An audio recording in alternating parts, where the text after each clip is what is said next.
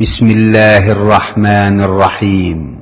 পরম করুণাময় ও অসীম দয়ালু আল্লাহর নামে শুরু।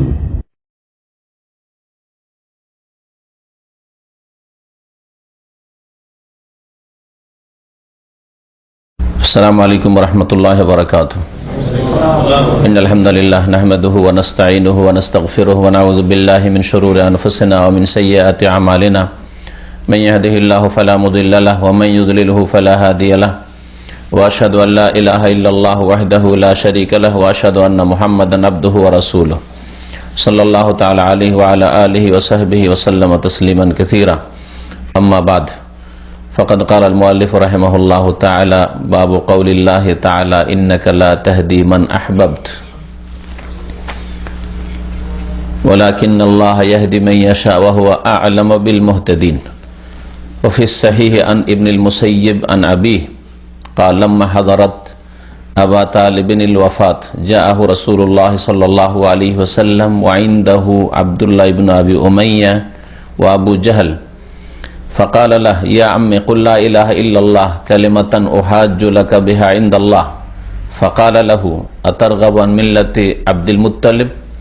فأعاد عليه النبي صلى الله عليه وسلم فأعاده فكان آخر ما قال هو على ملة عبد المطلب وأبى أن يقول لا إله إلا الله. فقال النبي صلى الله عليه وسلم لا أستغفرن لك ما لم أنهى عنك. فأنزل الله عز وجل ما كان للنبي والذين آمنوا أن يستغفروا للمشركين ولو كانوا أولي قربى من بعد ما تبين لهم أنهم أصحاب الجحيم. وأنزل الله في أبي طالب إنك لا تهدي من أحببت ولكن الله يهدي من يشاء وهو أعلم بالمهتدين. সম্মানিত ব্রাদার ইসলাম, আল্লাহ পাক রব্বুল আলমিনের যাবতীয় প্রশংসা যে আল্লাহ পাক রব্বুল আলমিন একক, যিনি সবকিছুর মালিক, আর কোনো মালিক নেই সত্যিকার অর্থে, যে আল্লাহ পাক একক, যার কোনো শরিক নেই, যার কোনো সাহায্যকারী নেই, যে সাহায্যকারী ছাড়া তার চলবে না, যে আল্লাহ পাক রব্বুল আলমিন সবকিছুর সৃষ্টিকর্তা এবং সমস্ত ইবাদত বন্দেগীর হকদার। সালাত এবং সালাম নাজিল হোক নবী মুহাম্মদ সাল্লাল্লাহু আলাইহি সাল্লামের উপর, যিনি একমাত্র শেষ রাসূল সারা বিশ্বের সমস্ত মানুষের জন্য। আজকের আমাদের কিতাবুত তাওহীদের দর্সের বিষয়বস্তু হচ্ছে মহান আল্লাহর এই বাণীটি, যে বাণীতে আল্লাহ পাক ইরশাদ করেছেন সূরা কাসাসের আয়াত নম্বর 56-তে নবী মুহাম্মদ সাল্লাল্লাহু আলাইহি সাল্লামকে সম্বোধন করে ইন্নাকা লা তাহদি মান আহবাবত, হে নবী মুহাম্মদ সাল্লাল্লাহু আলাইহি সাল্লাম, নিঃসন্দেহে তুমি হিদায়াত দান করতে পারো না এমন কাউকে যাকে তুমি ভালোবাসো। তুমি যাকে প্রিয়জন মনে করো তাকে হিদায়াত করা তোমার ক্ষমতায় নেই, সেটা একমাত্র আমার ক্ষমতায় রয়েছে। হিদায়াত করা মানে গন্তব্যস্থানে পৌঁছে দেওয়া। এখানে হিদায়াত করা মানে কারো অন্তরে আল্লাহর তৌহিদ লা ইলাহা ইল্লাল্লাহকে নামিয়ে দেওয়া, আল্লাহর দিন মেনে নেবে এইরকম অবস্থা তৈরি করে দেওয়া। এটা একমাত্র আল্লাহ পাকের ক্ষমতা। কারো অন্তরকে খুলে দেওয়া, দিন ইসলাম কবুল করার জন্য, সত্যকে গ্রহণ করার জন্য, তৌহিদকে প্রতিষ্ঠা করার জন্য, তৌহিদের প্রতি বিশ্বাসী হওয়ার জন্য, এটা একমাত্র আল্লাহ পাকের কাজ। আর হিদায়াতের আরেকটি অর্থ হচ্ছে রাস্তা দেখানো, পথ দেখানো, গাইড করা। এটা আল্লাহর সৃষ্টি আম্বিয়া কেরাম করেছেন, আর কোরআন কারীম দ্বারাও তা হয়ে থাকে। যেমন কোরআন কারীম সম্পর্কে আল্লাহ বলেছেন, আর যে কোনো ভালো মানুষকে হিদায়াতের রাস্তা, ভালো রাস্তা দেখাতে পারে, দিক নির্দেশনা দিতে পারে। দ্বিতীয় অর্থে মানুষের ক্ষেত্রেও হিদায়াত কথাটি প্রযোজ্য। আমি আমার আব্বাকে হিদায়াত করলাম মানে রাস্তা দেখালাম। আমি আমার কোম্পানির ভাইদেরকে একটু হিদায়াতের কথা বলি বা হিদায়াত করি, মানে রাস্তা দেখাই, ভালো রাস্তা দেখান আপনি। রাস্তা দেখানোর অর্থে হেদায়েত, এটা মানুষের ক্ষেত্রে প্রযোজ্য। আল্লাহ ছাড়া অন্য কেউ করে থাকেন, আর সবচেয়ে বেশি করেছেন আম্বিয়া রসুলগণ আল্লাহ পাকের আসমানি কিতাব দ্বারা। আর হেদায়েতের আর একটি অর্থ হচ্ছে তৌফিক দেওয়া, শক্তি সামর্থ্য দান করা, গন্তব্য স্থানে পৌঁছে দেওয়া। এটা একমাত্র আল্লাহ পাকের কাজ। দ্বীন ইসলামে পৌঁছে দেওয়া, ধার্মিক বানিয়ে দেওয়া, আল্লাহ ভীরু বানিয়ে দেওয়া, সৎকর্মশীল বানিয়ে দেওয়া, এটা কোনো মানুষের শক্তিতে নেই। এটা একমাত্র আল্লাহ পাকের কাজ। কোরআনে কারিমে এই জন্য কোন আয়াতে নবী করিম সাল্লাল্লাহু আলাইহি ওয়াসাল্লামকে বলা হয়েছে যে হে নবী, তুমি সঠিক পথ দেখিয়ে থাকো, মানুষকে হিদায়াত করে থাকো। যেমন সূরা শুরাতে রয়েছে, ওয়া ইন্নাকা লা তাহদি ইলা সিরাতিম মুস্তাকিম, হে নবী নিঃসন্দেহে তুমি সরল পথ দেখিয়ে থাকো, সরল পথের দিকে হিদায়াত করে থাকো। ওখানে হেদায়েতকে সমর্থন করা হয়েছে। আল্লাহ পাক রব্বুল আলামিন বলেছেন, নবী তুমি হেদায়েত করে থাকো মানুষকে সরল পথের দিকে।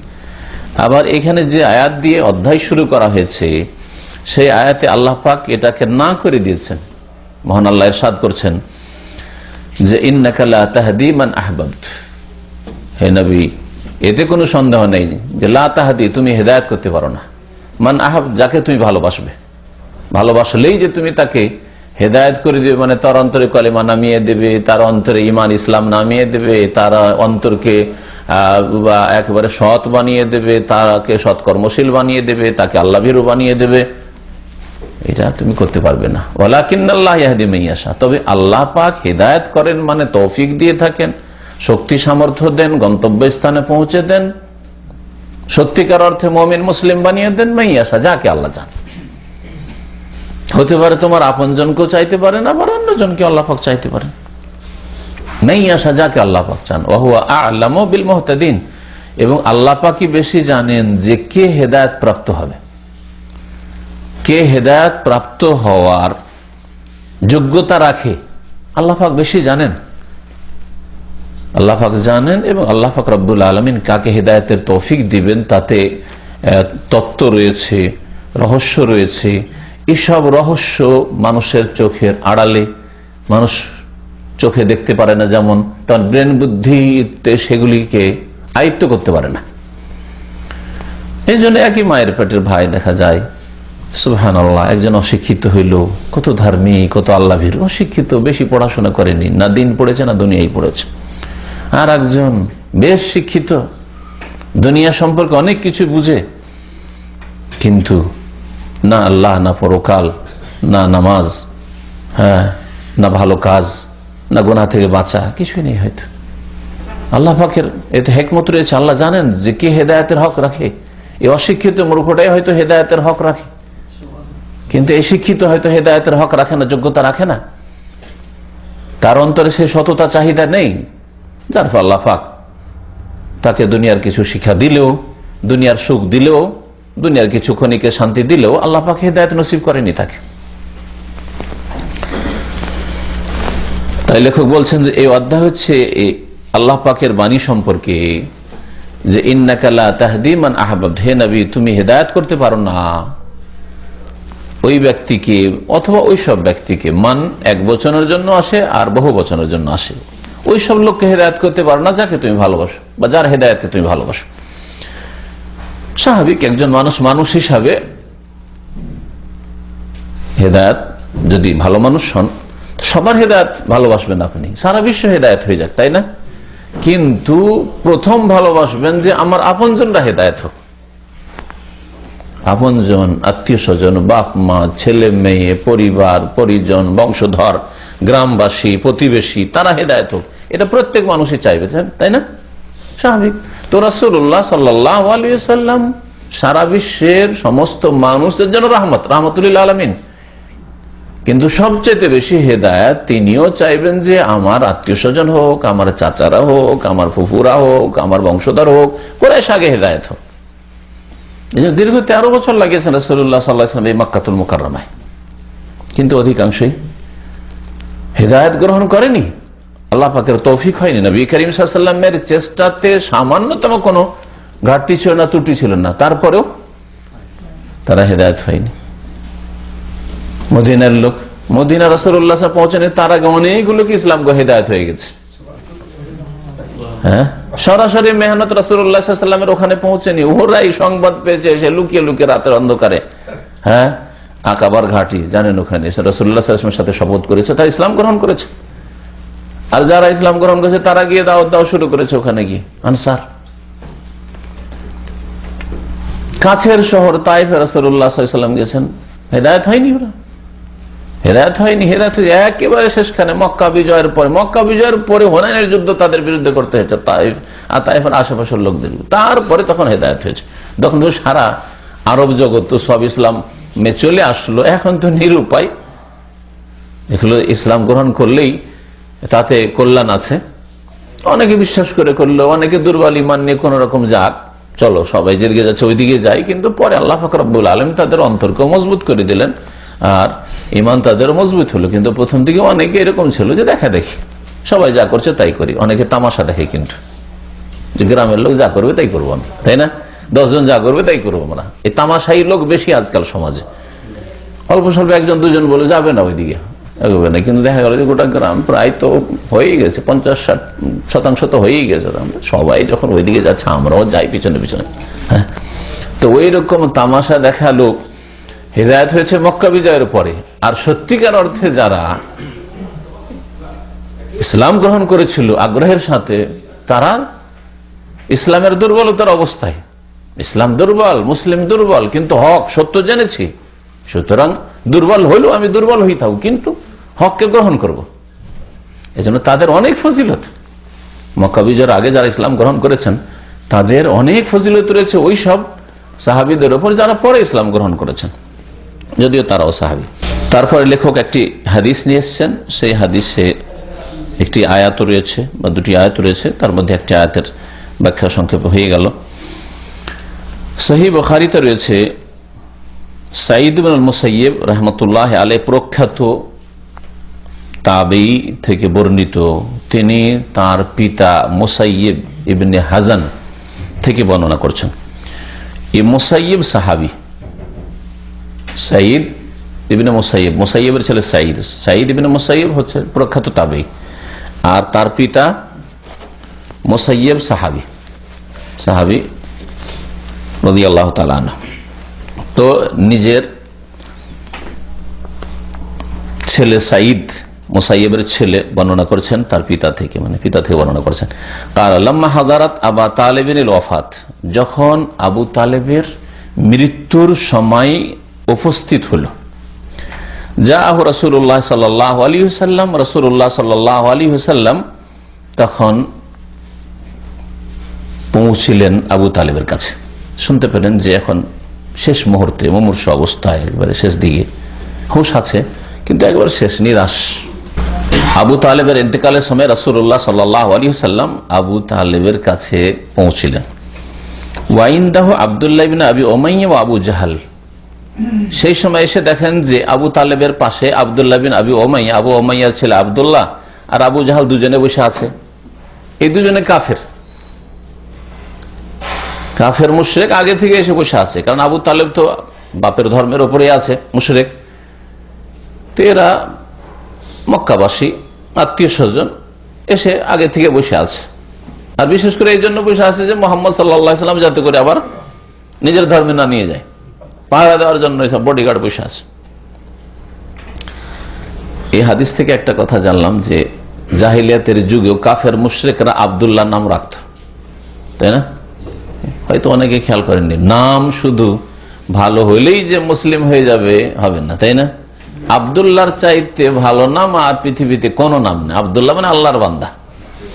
আর এই আবু উমাইয়ার ছেলে আব্দুল্লাহ এই কাফের মুশরিক বিভ্রান্ত করার জন্য, পাহারা দেওয়ার জন্য এসে, যাতে করে মুহাম্মদ সাল্লাল্লাহু আলাইহি ওয়াসাল্লাম আবার নিজের ধর্মে না নিয়ে যায়, দিন ইসলামে না নিয়ে যায়। নাম ছিল আব্দুল্লাহ, তাই না? কত বড় কাফের! শুধু কাফের নয়, কুফরের দিকে আহ্বানকারী, জাহান্নামের দিকে আহ্বানকারী, নাম আব্দুল্লাহ। তাহলে মুসলিমের ছেলে আর নাম আব্দুল্লাহ হলে কি জান্নাত পাওয়া যাবে? কখনো পাওয়া যাবে না। যখন এই প্রসঙ্গটি উঠলো তখন আর একটা আব্দুল্লাহকে চেনে নেন, মদিনার সবচেয়ে বড় মুনাফিক। আর এই উম্মতের যত মুনাফিক হয়েছে আর আছে আর আসবে, তাদের নেতা রাইসুল মুনাফিকিন, যার নাম, যার উপাধি মুনাফিকদের নেতা, ওর নাম কি ছিল? আব্দুল্লাহ বিন উবাই বিন সালুল। আব্দুল্লাহ বিন সাবা ও ইয়াহুদি মুসলমান হয়েছিল, সাবার ছেলে। ও মুনাফিক ছিল, কিন্তু ওটা নবী সাল্লাল্লাহু আলাইহি ওয়াসাল্লামের জামানায় না, পরে খোলাফাদের জামানায়, ওমর রাদিয়াল্লাহু তাআলা, ওসমান রাদিয়াল্লাহু তাআলা জামানায় ফিতনা ছড়িয়ে পড়াতো। হ্যাঁ, ওর নাম আব্দুল্লাহ, বাপ বেটার নাম আব্দুল্লাহ। আরবদের মধ্যে বাপ বেটা উভয়ের নাম আব্দুল্লাহ থাকে। তো ওবাইয়ের ছেলে যে আব্দুল্লাহ, ও ছিল মুনাফিকদের সবচেয়ে বড় নেতা। রাসূলুল্লাহ সাল্লাল্লাহু আলাইহি সাল্লামের জামানায় সবচেয়ে বড় মুনাফিক, যে মুনাফিকদের সম্পর্কে আল্লাহ বলছেন ইন্নাল মুনাফিকিনা ফি দারকিল আসফালি মিনান নার, যারা কপট, যাদের অন্তরে আল্লাহ পরকালে ঈমান নেই, কিন্তু ঈমানের ভান করে, ঈমান প্রকাশ করে বেড়ায়, তারা জাহান্নামের সবচেয়ে নিম্ন স্তরে জায়গা পাবে, সবচেয়ে নিচে তাদের জায়গা, ফি দারকিল আসফালি মিনান নার, জাহান্নামের একেবারে নিচু স্থানে তাদের জায়গা হবে। ওয়ালাম তাজিদ লাহুম নাসীরা, তাদের কোনো সাহায্যকারী কেউ হবে না কোনদিন। যদিও তারা নামাজ পড়েছে, ইসলামের অনেক কাজই করেছে, কিন্তু অন্তরে আল্লাহ পরকালে বিশ্বাস ছিল না। নামাজ পড়েছে কিসের জন্য? আত্মরক্ষার জন্য। নামাজ পড়েছে কিসের জন্য? লোকজনকে দেখাবার জন্য। নামাজ পড়ে কিসের জন্য? নিজেকে মুসলিম বলে মানুষকে পরিচয় দেওয়ার জন্য, আল্লাহকে পরিচয় দেওয়ার জন্য। অন্তরে ঈমান ছিল না, অন্তরের মুনাফিক। আমাদের দেশে এক শ্রেণীর লোকেরা বুঝে না, কাউকে একটা মিথ্যা কথা বলতে দেখলেই, বা একটা ওয়াদা খেলাপি করলো, টাকাটা দিতে চেয়ে চলে দিল না, মুনাফিক, দিল ওকে জাহান্নামের নিচে পৌঁছে। এরা মূর্খ, এরা।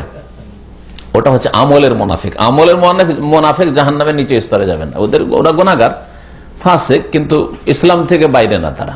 মুসলিমে এরকম মুনাফিক বহু আছে, মিথ্যা কথা বলে, ঝগড়া করলে গালাগালি শুরু করে দেয়, অশ্লীল কথাবার্তা বলে, তারপরে ওয়াদা খেলাফি করে, ধার নিয়ে টাকা পয়সা দিতে আপনার হাত ভারী, এগুলো সব মুনাফিকের চরিত্র।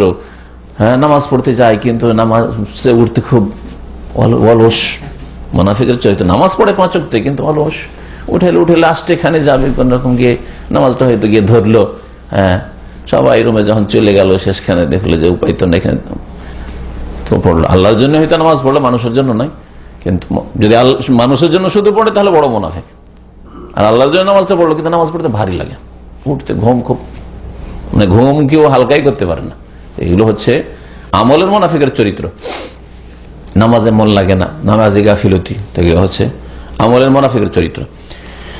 তো আমলের মুনাফিক আর এতেকাদের মুনাফিক, যারা বিশ্বাসেই মুনাফিক, আর অন্তরেই আল্লাহ পরকালে বিশ্বাস নেই, আল্লাহর ভয় নেই, পরকাল বলে চিন্তা নেই, কিন্তু দুনিয়াতে লোকজনকে দেখাবার জন্য, নিজেকে মুসলিম বলে পরিচয় দেওয়ার জন্য শুধু ইসলামের কাজ করে, ওরা হলো আকীদার বিশ্বাসের মুনাফিক। ওরা জাহান্নামের নিম্ন স্তরে বসবাস করবে।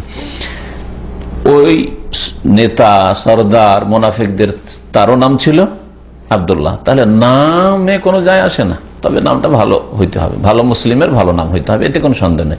কিন্তু শুধু নাম ভালো হইলেই জান্নাত পাওয়া যাবে না, আল্লাহ সন্তুষ্টি পাওয়া যাবে না, নামের সাথে কাজ ভালো হইতে হবে। রাসূলুল্লাহ সাল্লাল্লাহু আলাইহি ওয়াসাল্লামের পিতা শিরকের অবস্থায় মারা গেছেন, কিন্তু তার নাম ছিল আব্দুল্লাহ, তাই না? তো এই আবু উমাইয়ার ছেলে আব্দুল্লাহ এই কাফের, আর আবু জাহাল, এই দুই কাফের বসে আছে আগে থেকে আবু তালেবের পাশে। ফাকাল লাহু, রাসূলুল্লাহ সাল্লাল্লাহু আলাইহি ওয়াসাল্লাম বললেন চাচাকে, ইয়া আম্মে, হে চাচা, কুল লা ইলাহা ইল্লাল্লাহ, আপনি বলুন আল্লাহ ছাড়া কেউ সত্য মাবুদ নেই। লা ইলাহা ইল্লাল্লাহ বলুন, আল্লাহ ছাড়া কেউ সত্য মাবুদ নেই, ইবাদতের হক একমাত্র আল্লাহ রাখেন, এসব দেব দেবী লাত উজ্জা মানাত বলে এসব ইবাদতের হক রাখে না। কালেমাতান, এটি এমন একটি কালেমা, ওয়াহাজ্জু লাকা বিহা ইনদাল্লাহ, যেই কালেমাটি দ্বারা আমি আপনার জন্য আল্লাহর নিকটে বাদানুবাদ করব, আমি আল্লাহর সামনে সাক্ষী পেশ করব। হাজ হুজ্জাতুন থেকে, হুজ্জাতুন মানে দলিল, আমি আল্লাহর কাছে প্রুফ পেশ করব, দলিল প্রমাণ পেশ করব যে আল্লাহ আমার চাচা ইসলাম কবুল করেছে। আপনি শেষখানে কালেমাটা তুমি পড়ে নেন। যদি কালেমা বিশ্বাস থাক আর না থাক, কালিমা মোতাবেক আপনার সংশোধন হোক আর না হোক, শুধু কালিমা মুখে পড়ে নেওয়ার ব্যাপারটি হইতো, এই কথাটি যদি আবু তালেব বুঝতেন তাহলে আবু তালেবকে শুধু কালেমাটা পড়ে দিতে অসুবিধা কি? মনে যা আছে থেকেই যেত, আর মুখে কালেমাটা পড়ে ভাতিজাকে রাজি করিয়ে দিত, অসুবিধা কি ছিল, ঠিক না? কিন্তু তারা আরব, তাদের মাতৃভাষা কোরআনের ভাষা, লা ইলাহা ইল্লাল্লাহ কথাটি তাদের ভাষায় ভালো করে সে বুঝতে পারছিল যে লা ইলাহা ইল্লাল্লাহ পড়া মানে এই নয় যে শুধু মুখে মন্ত্র পড়া, মন্ত্র পড়লে কোনো কাজ হয়। লা ইলাহা ইল্লাল্লাহ পড়া মানে আমি আমার হৃদয় চেঞ্জ করে দিলাম, হ্যাঁ, আমার জবান চেঞ্জ করে দিলাম, আমার আমল কর্ম চেঞ্জ করে দিলাম, পরিবর্তন করে দিলাম, আমার পুরো জীবনটা পরিবর্তন হয়ে গেল, জাহের বাতেন ভিতর বাহির সব পরিবর্তন হয়ে গেল। তার মানে আমার বাপদাদার ধর্ম একেবারে ত্যাগ করলাম, যদিও কয়েক মিনিটের জন্যই হোক না কেন, এইটা হইতে পারে না।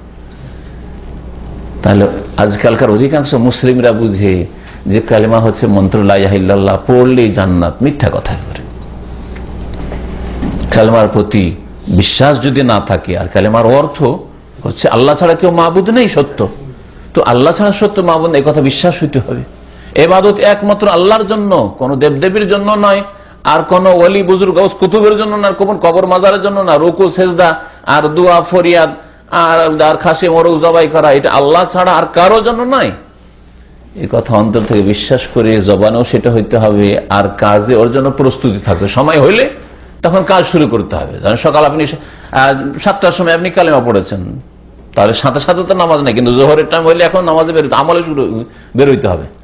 আর জোহর হয়ে গেল আর আমল নাই, তাহলে আপনার কালেমার কোনো মূল্য নেই। এর মাঝখানে যদি মারা যায়, কালেমা পড়েছে সকালে 7টায়, তার আগে জোহরের আগে মারা গেল, তাহলে বিনা নামাজে জান্নাত পাবে, এতে কোনো সন্দেহ নেই। কিন্তু নামাজের সময় পেল, কত নামাজের সময় চলে গেল মুসলিম জীবনে, বা ইসলাম কবুল করার পরে, মুসলিম সাবালক হওয়ার পরে নামাজ পড়লাম যে কালেমা দিয়ে জান্নাত, মিথ্যা কথা একেবারে। কোনদিন শুধু কালেমা দিয়ে জান্নাত পাওয়া যাবে না। কালেমার অর্থ বুঝতে হবে, কালেমার দাবি আছে, কালেমার শর্ত আছে।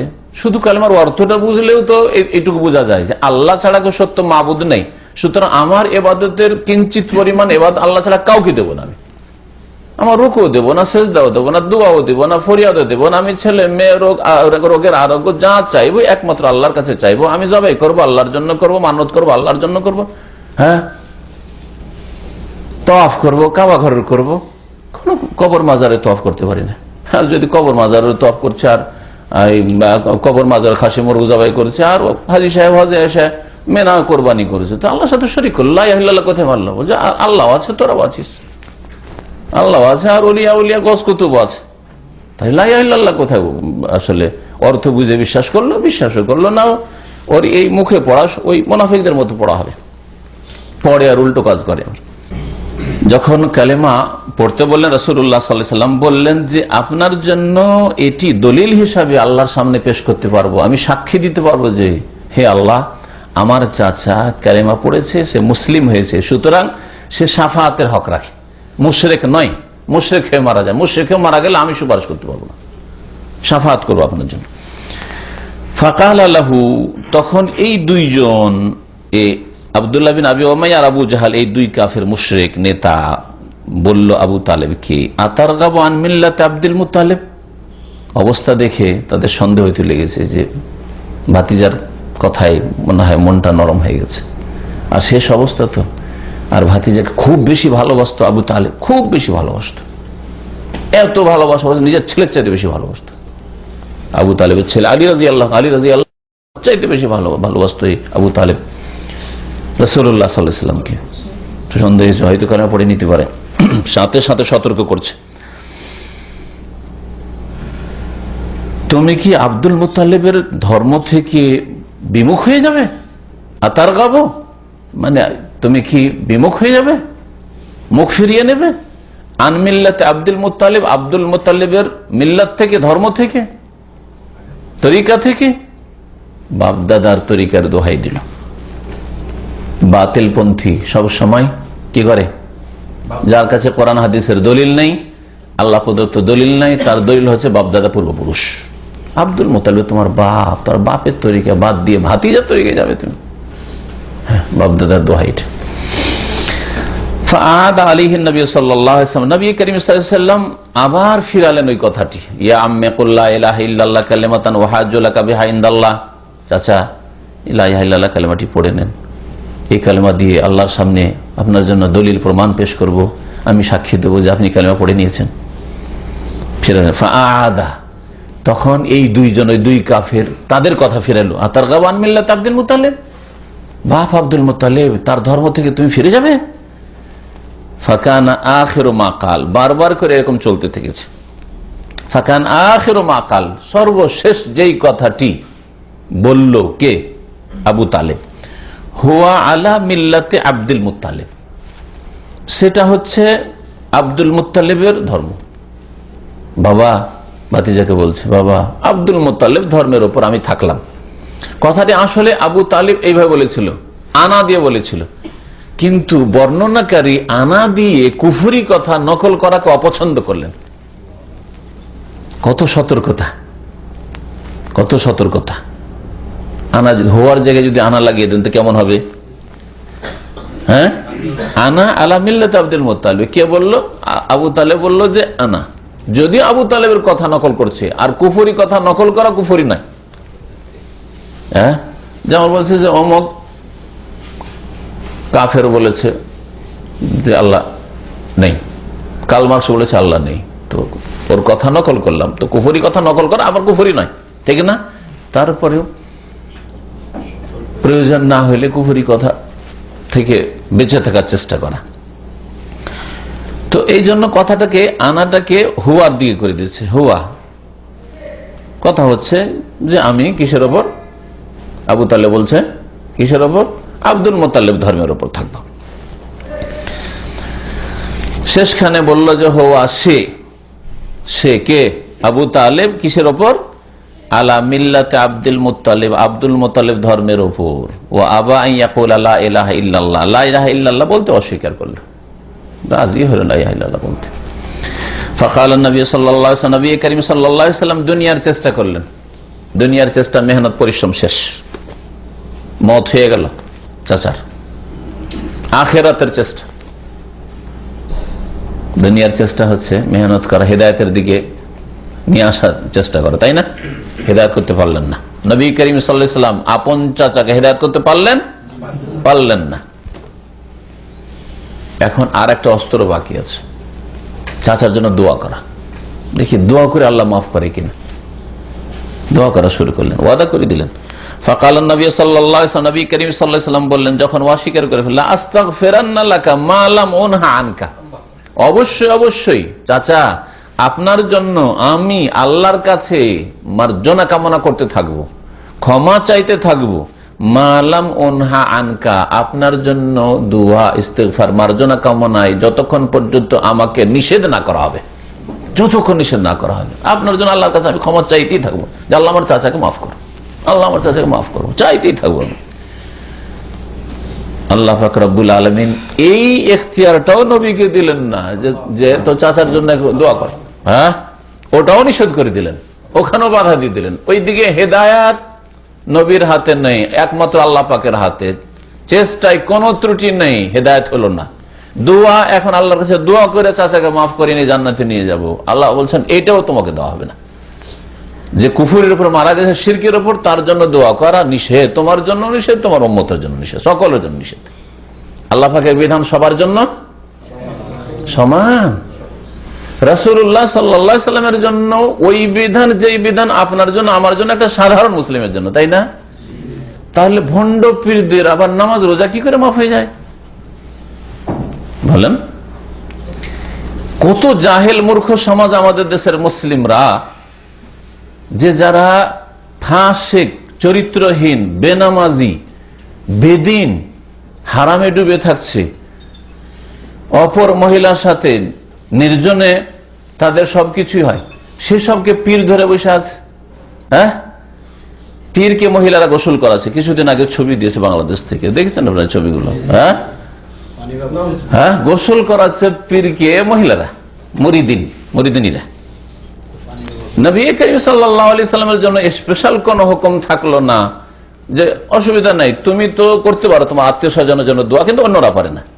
আল্লাহ তো করতে পারতেন, ব্যতিক্রম, তাও তো দিলেন না। সবার জন্য একরকম আইন কানুন বিধান। আর পীরদের জন্য আলাদা বিধান যে পীররা যখন আল্লাহ ওলিয়ে কামেল হয়ে যায়, এমন একটা স্তরে পৌঁছে যায় যেটাকে ফানা ফিল্লা বলছে, আল্লাহতে বিলীন হয়ে গেল। যখন আল্লাহতে পৌঁছে গেছে তখন আর আবার কি নামাজ রোজার কি প্রয়োজন? যেখানে পৌঁছার সেখানে তো পৌঁছে গেছে। আর তোমরা সব হতভাগা, আল্লাহর কাছে পৌঁছিতে পারোনি, এই জন্য তোমাদের নামাজ রোজার প্রয়োজন রয়েছে। হ্যাঁ, আর দুনিয়ার উদাহরণ দিয়ে এই বেকুবদেরকে বেকুব বানাইলো। যারা যে মক্কা পৌঁছেনি তার জন্য বাস ট্রেন খুঁজতে হবে, না হয় গাড়ি খুঁজতে হবে, তাই না? আর যে মক্কা পৌঁছে গেছে ওর আবার বাস ট্রেনের কি প্রয়োজন? পৌঁছে গেছে, তাই না? আপনি বাড়ি পৌঁছে গেছেন, তারপর আবার টিকিটের কি প্রয়োজন রয়েছে? হ্যাঁ, আর গাড়ির কি প্রয়োজন? পৌঁছেই গেছেন। এই ভণ্ডরা এই দুনিয়ার উদাহরণ দিয়ে মূর্খদেরকে, যারা দিন শিখে না, তাওহীদ শিখে না, সুন্নাত শিখে না, কোরআন এবং হাদিস বোঝার চেষ্টা করেন, ইসলামকে কোরআন হাদিস থেকে নেওয়ার চেষ্টা করেন, আগে ইলম শিখা ফরজ, এই ফরজ যখন আদায় করেন না, তখন তাদের চোখে ধুলো দিয়ে গুমরা করে যে আমরা ওলিয়া উলিয়া। আল্লাহ ফানা যখন হয়ে যায় তখন আর নামাজ রোজা আমাদের লাগে না। অলরেডি আমরা গন্তব্য স্থানে টার্গেটে পৌঁছে গেছি, আর তোমরা যেহেতু পৌঁছিতে পারো না, সেই জন্য নামাজ রোজা করতে থাকো। নবী করিম সাল্লাল্লাহু আলাইহি ওয়াসাল্লাম বললেন, আস্তাগফিরুন্না লাকা মা লাম উনহা আনকা, যতক্ষণ পর্যন্ত আপনার জন্য দোয়া করায় নিষেধ না করা, ততক্ষণ পর্যন্ত আমি আপনার জন্য মার্জনার দোয়া করতে থাকবো, ক্ষমা তলব করতে থাকবো আল্লাহর কাছে। ফাআনজালাল্লাহু আযজা ওয়া জাল্লা, মহান আল্লাহ তখন এই আয়াত নাযিল করে নিষেধ করেছেন, মা কানা লিন নবী, নবীর জন্য উচিত নয়, জায়েজ নয়। মা কানা ইয়াজুজুল নবী, নবীর জন্য জায়েজ নয়, বৈধ নয়। ওয়াল্লাযীনা আমানু, আর যারা ঈমান নিয়ে এসেছে মুমিন মুসলিম, তাদের জন্য জায়েজ নয়। কি জায়েজ নয়? আইয়াস্তাগফিরু লিল মুশরিকিন, যে তারা ক্ষমা তলব করবে, মার্জনা কামনা করবে মুশরিকের জন্য, বহুত্ববাদীর জন্য, মুশরিকের জন্য। ওয়ালাউ কানু উলি কুরবা, যদিও তাদের নিকট আত্মীয় হোক না কেন, বাপ হোক না কেন, মা হোক না কেন, ছেলে হোক না কেন, মেয়ে হোক না কেন, মুশরিকের জন্য মার্জনা কামনা করা জায়েজ নয়। কখন জায়েজ নয় ওটাও জানেন? হ্যাঁ, মিন বাদে মা তাবায়্যানা লাহুম, যখন তাদের জন্য স্পষ্ট হয়ে গেছে যে আন্নাহুম আসহাবুল জাহিম, এই আত্মীয়রা বা এই লোকেরা জাহান্নামের অধিবাসী হয়ে গেছে। তার মানে তাদের আমল কর্ম বন্ধ হয়ে গেছে। মানুষ জাহান্নামের অধিবাসী কখন হয়? জাহান্নাম অবধারিত কখন হয়? মত যখন চলে এসছে, মতের ফেরেশতা দেখেছে তওবার দরজা বন্ধ হয়ে গেছে, মত 2-4 মিনিটের মধ্যে নিশ্চিত, তওবার দরজা তখন বন্ধ হয়েছে। বুঝছেন না? প্রত্যেক মানুষের সামনে তওবার দরজা কখন বন্ধ হয়?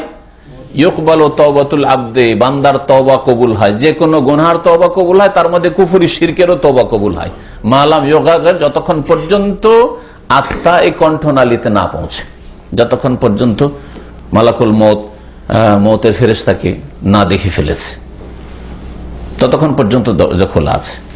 যখন ফেরেশতাকে দেখে নিয়েছে, এই 2-1 মিনিটের মধ্যে এখন মউত আর রূহ কবজ শুরু হয়ে গেছে, দরজা বন্ধ হয়ে গেছে, তখন স্পষ্ট হয়েছে যে এই লোকটি জাহান্নামী। তার আগে জাহান্নামী স্পষ্ট হয়নি, ঠিক না? আপনি কখনো বলতে, যতই বড় খুনি হোক আর জালেম হোক, এমনকি কাফের হোক, তাগুত হোক, নাস্তিক হোক, কখনো বলতে পারেন না যে জাহান্নামী। কি করে জানলেন? ওর এখনো তো কিছুদিন লাইফ বাকি আছে, হইতে পারে সেই কালিমা পড়ে আপনার চাইতে বেশি পরেজগার হয়ে যাবে, হইতে পারে না? ওমর রাদিয়াল্লাহু তাআলা কি হননি? আর ওমর রাদিয়াল্লাহু তাআলা মক্কাতে ইসলাম গ্রহণ করলেন। খালিদ বিন ওয়ালিদ রাদিয়াল্লাহু আনহু হননি? আবু সুফিয়ান হননি রাদিয়াল্লাহু আনহু? এইরকম বহু সাহাবায়ে কেরাম যারা দীর্ঘদিন ইসলামের বিরোধিতা করেছে, শেষখানে কালিমা পড়ে তারা জান্নাত।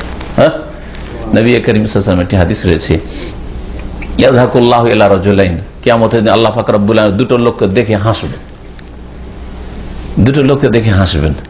ইয়াকতুল আহাদুহুম আল আখার, যাদের একজন আরেকজনকে খুন করেছে। সুবহানাল্লাহ, একজন আরেকজনকে খুন করেছে, দুইজনকে দেখে আল্লাহ পাক হাসবেন। সুম্মা ইয়াদখুলান জান্নাত, দুইজনই জান্নাতে যাচ্ছে, দুইজনে জান্নাতে যাচ্ছে। কেমন ভাবে তাহলে এটা? হ্যাঁ, পুরনো যুগের সহিহ বুখারীতে হাদিস আছে, পুরনো যুগে একটা লোক 99টা লোক হত্যা করেছিল। তারপরে এক আধা মোল্লাকে জিজ্ঞেস করেছে, আবিদকে জিজ্ঞেস করেছে, যার কোরআন ইসলামের এলেম ছিল না, তোবা হইবে, আমি তো তোবা করতে চাই। বলছে তোমার তোবা কবুল হয়, এত খুন করেছ। বলছে হ্যাঁ, তোবাই কবুল হবে না তো তোকেও শেষ করে দিই, 100টা পুরা করে দিই। করেছিল না? করেন নাই? তারপরে এক আলেমকে গিয়ে জিজ্ঞেস করলো, ওই আলেম বললো মাইয়া হলো বাইনা কা বাইনা তোবা, তোমার তওবা কে বাধা দিতে পারে? যতদিন তোমার হায়াত আছে এর মধ্যে যে কোনো সময় আল্লাহ তওবা কবুল করতে পারে। ইন্নাল্লাহ ইয়াগফিরু যুনুবা জামিআ, তওবা করো তুমি। তবে এই নাপাক জায়গায় থাকিও না, যেখানে খুনি সাথী সঙ্গী, সন্ত্রাসী সাথী সঙ্গীরা আছে। হ্যাঁ, যেমন ডাকাতি করে সারা জীবন, ডাকাতের ওই আশেপাশে থাকলে তো আবার ওই ডাকাতেরা টেনে নিয়ে যাবে, চল, তাই না? ওই খুনিরা আবার টেনে নিয়ে যাবে খুন করতে। না, তুই এলাকায় ছেড়ে দে, এলাকা ছেড়ে অন্য এলাকা যা, যাতে করে এই আজে বাজে সাথী সঙ্গী থেকে মুক্ত হইতে পারিস। ও রাস্তায় যাচ্ছিল আর রুহ কবুজ হয়ে গেল, জান্নাতে গেল না ওই লোকটি? জান্নাতে যাওয়ার হাদিস রয়েছে। দুইজনের একজন খুন করেছে, কাফের ছিল। ওই দুইজন যে জান্নাতে যাচ্ছে ওই হাদিসটা নেন, কাফের ছিল, কুফরি অবস্থায় এই মুসলিমকে খুন করেছে। মুসলিম শহীদ হয়েছে ওর হাতে, মুসলিম শহীদ হয়েছে। শহীদ হওয়ার পরে কিছুদিন পরে ও কালেমা পড়ে মুসলমান হয়ে গেছে, কালেমা পড়ে মুসলমান হয়ে গেছে। মুসলমান হওয়ার পরে জিহাদে গেছে, ও শহীদ হয়েছে আল্লাহর রাস্তায়। আল্লাহকে জান্নাত দেবে না? জান্নাত দেবে। হ্যাঁ, ও যে অন্যায় করেছে, খুন করেছে, তার জন্য প্রথম কথা তওবা করেছে, তারপর একটা হক আছে, আল্লাহ পাক রাজি করে দিবেন কিয়ামতের দিন। হয়তো যাকে প্রথম খুন করেছিল ওকে আল্লাহ পাক এত বেশি মর্যাদা দেবেন যে আল্লাহ পাক আমাকে রাজি করে দেবেন, যা ও খুন করেছে কিন্তু ও তওবা করেছে, ওরও তওবা আমি কবুল করেছি।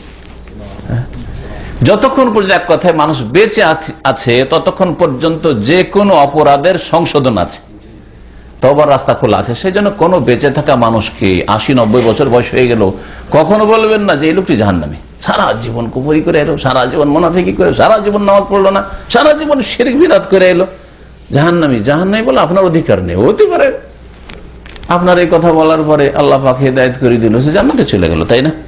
আর নিরাশ হওয়ার কিছু নেই কোনো ব্যক্তি সম্পর্কে। আল্লাহ পাক কখন নিষেধ করলেন দোয়া করতে পারবেন না আপনি? হ্যাঁ, মওত যখন স্পষ্ট হয়ে গেল মওতের সাথে যে লোকটি কুফরি মারা গেল। তোমার চাচা আবু তালেব শিরক কুফরির ওপর বলল যে আব্দুল মুত্তালিবের ধর্মে আমি মরলাম, চলে গেছে ওই পথে, সুতরাং তার জন্য তুমি দোয়া করতে পারবে না, ওয়ালাউ কানু উলি কুরবা, যদিও তোমার নিকট আত্মীয় হোক না কেন। নবী করিম সাল্লাল্লাহু আলাইহি ওয়াসাল্লাম এখানেও বাধা পেলেন আল্লাহর পক্ষ থেকে, তাই না? নবী করিম সাল্লাল্লাহু আলাইহি ওয়াসাল্লামকে খুব মনে কষ্ট হইল যে চাচাকে হেদায়েত করতে পারলাম না, জাহান্নামে চলে গেল। আর চাচার জন্য দোয়া করতে চান, আল্লাহ দোয়াও করতে দিলেন না, নিষেধ হয়ে গেল। সহিহ মুসলিম হাদিস হয়েছে নবী করিম সাল্লাল্লাহু আলাইহি ওয়াসাল্লাম মায়ের জন্য দোয়া করতে চেয়েছিলেন। হাদিস জানেন না? হ্যাঁ, যখন মদিনা থেকে সফর করে মক্কার দিকে যাচ্ছিলেন, আবুয়া নামক একটি স্থান আছে, এখন আবুয়ার লোকেশন বোর্ডে দেওয়া আছে, যে হাইওয়ে জানতো। ওই আবুয়াতে মায়ের ইন্তেকাল হয়েছিল, আমেনার ইন্তেকাল হয়েছিল। রাসূলুল্লাহ সাল্লাল্লাহু আলাইহি ওয়াসাল্লাম আল্লাহর কাছে অনুমতি চাইলেন যে হে আল্লাহ, আমি মায়ের জন্য একটু জিয়ারত করতে চাই, একটু জিয়ারত মানে দেখতে চাই, কবরটা দেখতে চাই। ফাওয়াজিন আলী ইস্তাজানতু রাব্বি আন আযুরা কবর উম্মি, আমার রবের কাছে, আল্লাহর কাছে আমি এজেন্ট চাইলাম, অনুমতি চাইলাম, পারমিশন, আমার মায়ের কবরটা একটু দেখতে যাব। জিয়ারত মানে ভিজিট করতে যাব, জিয়ারত মানে দোয়া করে না, কারণ আমাদের বাঙালি সমাজ আবার বুঝে আলাদা। বাঙালি সমাজ কবর জিয়ারত মানে কি? দোয়া বুঝে। কবর জিয়ারত মানে দোয়া না, কবর জিয়ারত মানে ভিজিট। এখানে জিয়ারা ভিজিট ভিসাকে বলছে না সৌদি আরবে, জিয়ারা ভিজিট ভিসা, ভিজিট করা। আমি কবরটা দেখতে চাই। ওজেন আলী অনুমতি দেওয়া হইল, কবর কাছে দেখতে গেলেন। কবরে গিয়ে মনটা চাইল আল্লাহর কাছে আর একটু পারমিশন চেয়ে দেখি যদি হয়েই যায়। হ্যাঁ, সুম্মা ইস্তাজানতু রাব্বি আন আস্তাগফিরাল্লাহ ফালাম ইউজানলি, আল্লাহকে বললাম যে আল্লাহ আমার মায়ের জন্য, তাও মা নবুয়তের যুগ পাইনি, তাই না? নবী সাল্লাল্লাহু আলাইহি ওয়াসাল্লাম যখন ছোট নাবালক অবস্থায় তখনই মা মারা গেছে, কিন্তু শিরক কুফরে মারা গেছে। আমার মায়ের জন্য আমি আল্লাহর কাছে অনুমতি চাইলাম যে ইস্তেগফার করব, আল্লাহ তুমি মাফ করে দাও আমার, এটা অনুমতি চাই তোমার কাছে, তুমি যদি পারমিশন দাও তো তোমার কাছে দোয়া করি আমি মায়ের জন্য যে আল্লাহ আমার মাকে মাফ করে দাও। ফালাম ইউজানলি, আমাকে এর এজেন্ট দেওয়া হইল না, অনুমতি দেওয়া হইল না। রাসূলুল্লাহ বাধাপ্রাপ্ত হইলেন না? মায়ের জন্য দোয়া করার ক্ষেত্রে, চাচার জন্য, চাচার মার্জনার জন্য দোয়া করার ক্ষেত্রে। আর হেদায়েত করতে গিয়ে সময় পেলেন আবু তালেবকে হেদায়েত করার, নবী হওয়ার পরে। হ্যাঁ, আর দীর্ঘদিন চেষ্টা করলেন, সবচেয়ে বেশি চেষ্টা করেছে আপনজনদের জন্য, তাও হেদায়েত করতে সক্ষম হলেন না। আল্লাহ পাক রব্বুল আলামিনের তৌহিদ, একত্ব এতে স্পষ্ট হয়ে ওঠে যে হেদায়েতের মালিক একমাত্র আল্লাহ। ওয়া আনজালাল্লাহু ফি আবি তালিব, আবু তালিব সম্পর্কে আল্লাহ পাক রব্বুল আলামিন আয়াত নাযিল করে নবী করিম সাল্লাল্লাহু আলাইহি ওয়াসাল্লামকে সান্ত্বনা দিলেন। নবী সাল্লাল্লাহু আলাইহি ওয়াসাল্লাম মনটা একটু স্বাভাবিক খারাপ হইল, কুফরের অবস্থায় চাচা আমার, এত দরদি চাচা মারা গেল। আল্লাহ পাক বলছেন ইন্নাকা লা তাহদি মান আহবাবতা, হে নবী নিঃসন্দেহে তুমি হেদায়েত করতে পারো না যাকে তুমি ভালোবাসো, পছন্দ করো। ওয়ালাকিন্নাল্লাহ ইয়াহদি মান ইয়াশা, তবে আল্লাহ পাক যাকে চান হিদায়াত করেন, মানে গন্তব্যস্থান পর্যন্ত পৌঁছে দেন। ওয়া হুয়া আ'লামু বিল মুহতাদিন, এবং আল্লাহ পাক অধিক জানেন যে কারা হেদায়েত প্রাপ্ত হবে, আল্লাহ জানেন বেশি। সূরা কাসাস আয়াত নম্বর 56। আর আগের আয়াতটি যাতে আল্লাহ পাক মুশরিকদের জন্য ক্ষমা চাইতে নিষেধ করলেন তাদের ইন্তেকালের পরে, সেটি সূরা তওবার আয়াত নম্বর 113। এই ছিল আজকের দর্শের আয়াত এবং হাদিস। এখন আয়াত আর হাদিস থেকে আমরা যা কিছু জানলাম সংক্ষেপে বলি, যদিও অধিকাংশ কথাগুলি চলে এসছে আমাদের বিগত আলোচনায়। প্রথম আয়াত, যে আয়াতটি দিয়ে অধ্যায় শুরু হয়েছে, যে নবী তুমি হেদায়েত করতে পারো না যাকে তুমি ভালোবাসো। জরুরি নয় যে তুমি ভালোবাসো সেজন্য সে হেদায়েত হয়ে যাবে, হ্যাঁ, তবে হেদায়েত কি হবে? যাকে আল্লাহ চাইবেন, যাকে আল্লাহ চাইবেন। আল্লাহ পাক রব্বুল নবী করিম সাল্লাল্লাহু আলাইহি ওয়াসাল্লামের কয়েক চাচার মধ্যে 2 চাচাকে হেদায়েত করেছেন। আব্বাস রাদিয়াল্লাহু আনহু হেদায়েত হয়েছে, হামজা রাদিয়াল্লাহু আনহু হেদায়েত হয়েছে। আবু তালেব এত হিতাকাঙ্ক্ষী দরদি নবী সাল্লাল্লাহু আলাইহি ওয়াসাল্লাম হেদায়েত হলো না, কিন্তু দুশমন ছিল না সে।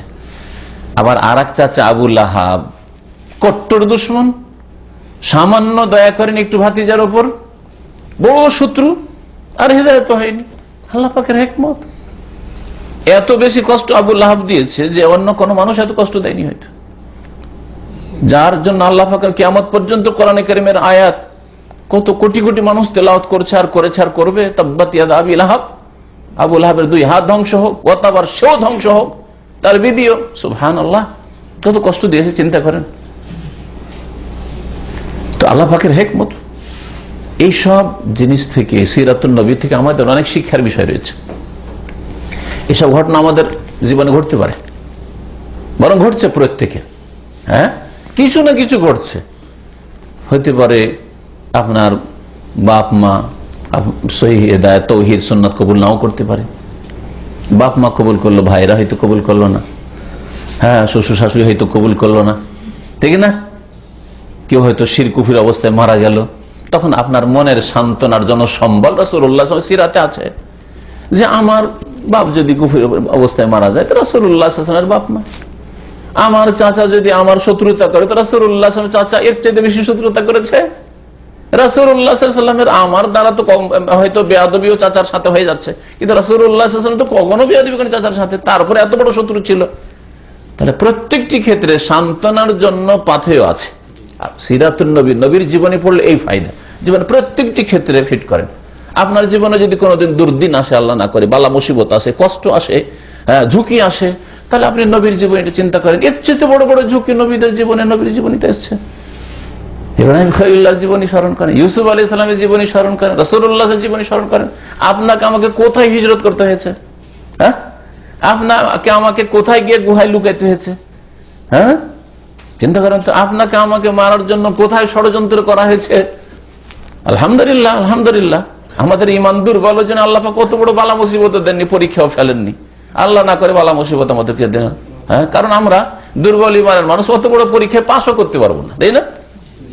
দিন ধর্ম সব ছেড়ে দেবেন, যে বাবা যা বলছিস বাবা সব মেনে নেবো, যা, তোমাকে মারিস না, তুই শিরক বলিস শিরকি মেনে নেবো, তুই কবর মাজার পূজা বলি ওইটাই মেনে নেবো, যা বলবি মিলাদ বলি মিলাদ মেনে নেবো, সব মেনে নেবো বাবা, তুই কিচ্ছু বলিস না আমাকে।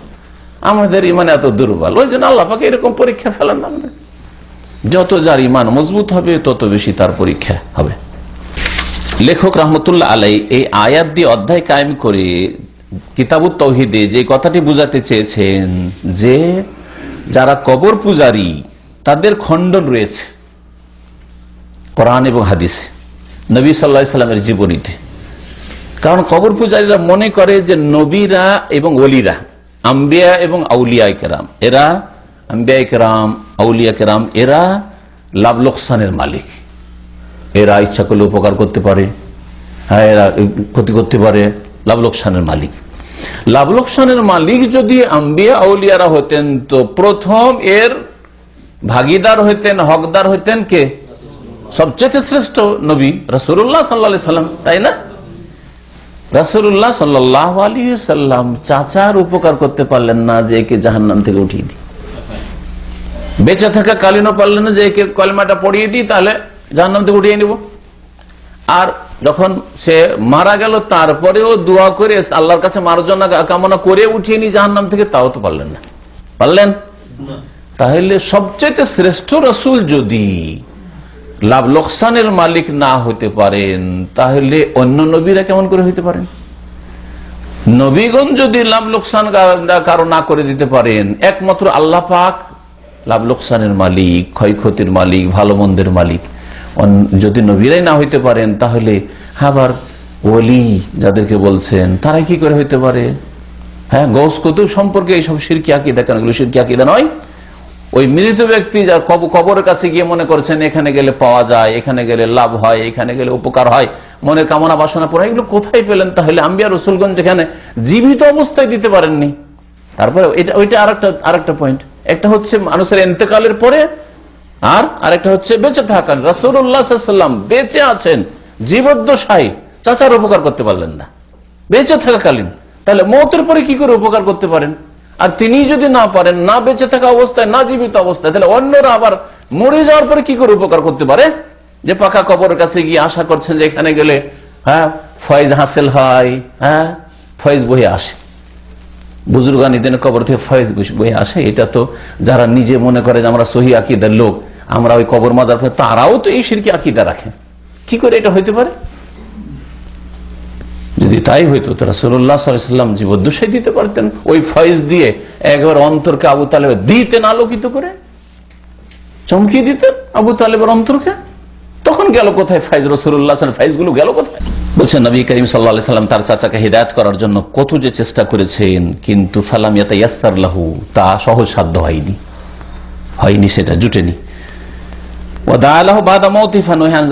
তার ইন্তেকালের পরে দোয়া করলেন, কিন্তু দোয়াতেও নিষেধ করে দেওয়া হলো, কোনোটাই হাসিল হলো না। না দোয়া করে রক্ষা করতে পারলেন, না মেহনত করে হেদায়েত করে রক্ষা করতে পারলেন জাহান্নাম থেকে। তার জান্নাত জাহান্নামের মালিক কে?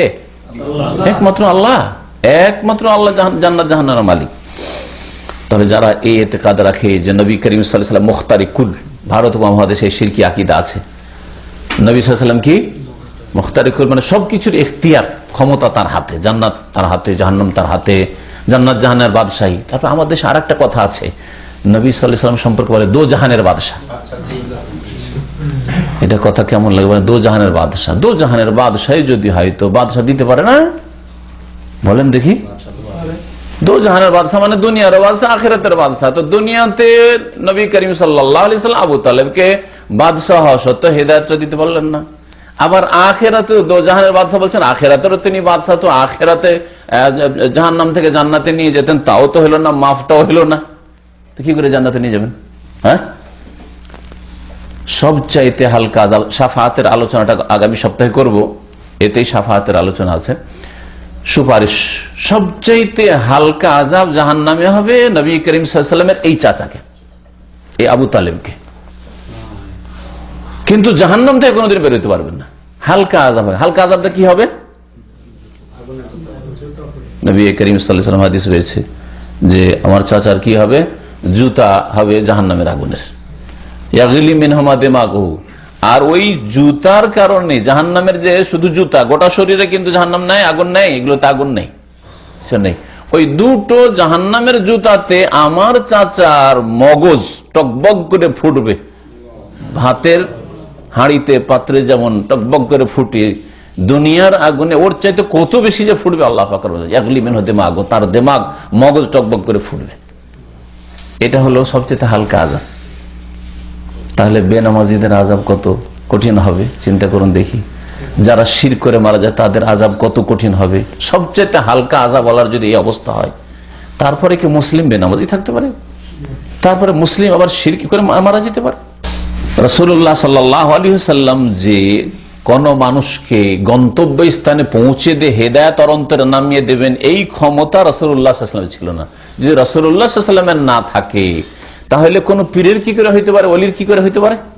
এই আয়াত থেকে আমরা জানতে পারলাম যে যারা শিরকি আকীদা রাখে যে ওলি আউলিয়া মানুষের উপকারে আসে, হ্যাঁ, ওলি আউলিয়াকে অসন্তুষ্ট করে দিলে, তাদের ওরসে না গেলে, হ্যাঁ, আর ওরস যাদের লাগে তারাই যে ওলি আউলিয়া, এটাই বা কেমন করে নিশ্চিত? হ্যাঁ, ওলি আউলিয়া আর ওরস কবর মাজার যখন বলছে তখন এই কথা কখনো ধরবেন না যে পাকা কবর মানে ওলি। হ্যাঁ, পাকা কবর মানে যে ওলি, এটা কখনো ধরবেন না। পাকা কবর হতে পারে যে মানুষ শূন্য কবর, পেটের ব্যবসার জন্য ও কোনো মানুষ হয়তো দাফন হয়নি। আবার হতে পারে যে ঠিক আছে দাফন হয়েছে ওই ব্যক্তি, যে ব্যক্তির কথা বলা হচ্ছে, কিন্তু সেই ব্যক্তির আকীদাই যে কেমন ছিল সে আল্লাহ তার ভালো জানে। সেটা কিয়ামতের আগে কেউ জানতে পারবেন না। যে চলে গেছে তার আকীদা আমল নিয়ে চলে গেছে, তাই না? সেই জন্য পাকা কবর থাকলে মনে করেন যে এরা ওলি আউলিয়া, কখনো এই ধারণা রাখবেন না। এটা একটা বাতিল ধারণা। হতে পারে যে যার কবরের কোনো হদিসই না, নিশ্চিহ্ন হয়ে গেছে, তার আল্লাহ পাকের ওলি।